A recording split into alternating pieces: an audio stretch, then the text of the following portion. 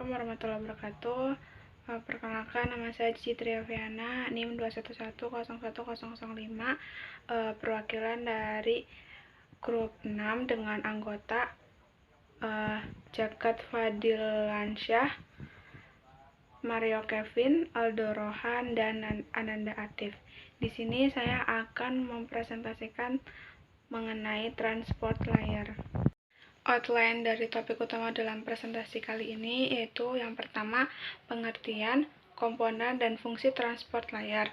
Lalu yang kedua ada protokol transport layer. Yang ketiga, fungsi transport layer pada komunikasi end-to-end. Lalu yang selanjutnya ada karakteristik TCP dan UDP. Lalu selanjutnya ada penggunaan port number pada TCP dan UDP. Lalu yang terakhir itu ada peran TCP dan UDP dalam komunikasi. Yang pertama itu ada pengertian, komponen, dan fungsi transport layer.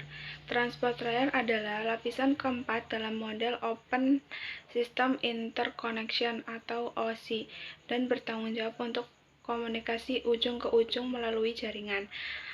Ada dua komponen yang biasa dipakai selama komunikasi pada layar transport, yaitu port dan socket. Transport layer berfungsi untuk memecah data ke dalam paket-paket data serta memberikan nomor urut ke paket-paket tersebut sehingga dapat disusun kembali pada sisi tujuan setelah diterima. Selanjutnya ada protokol transport layer.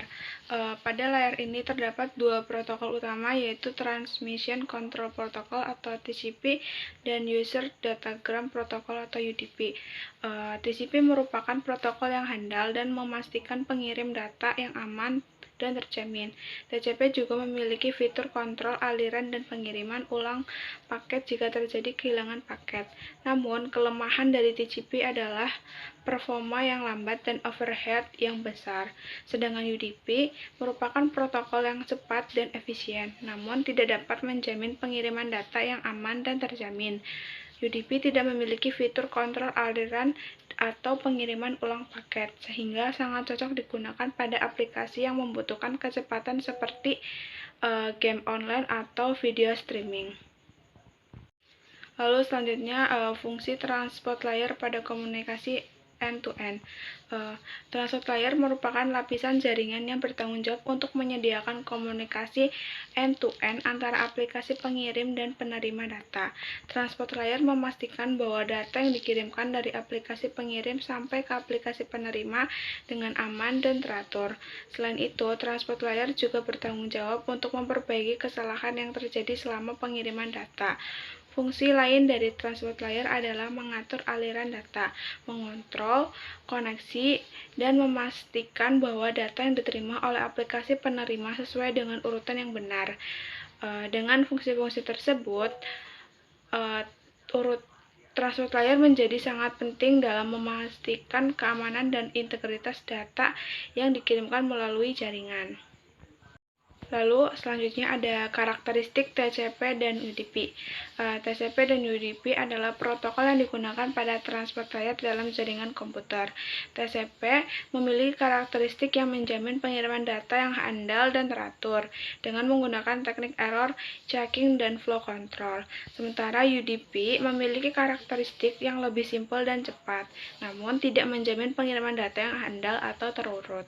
Lalu selanjutnya ada penggunaan port number pada TCP dan UDP.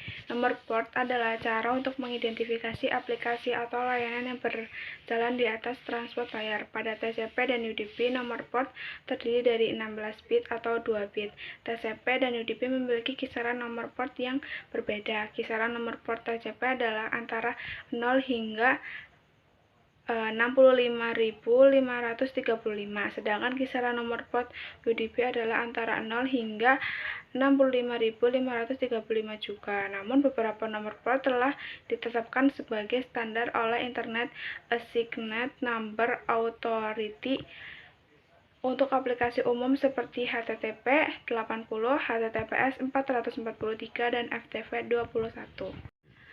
Selanjutnya ada peran TCP dan UDP dalam komunikasi.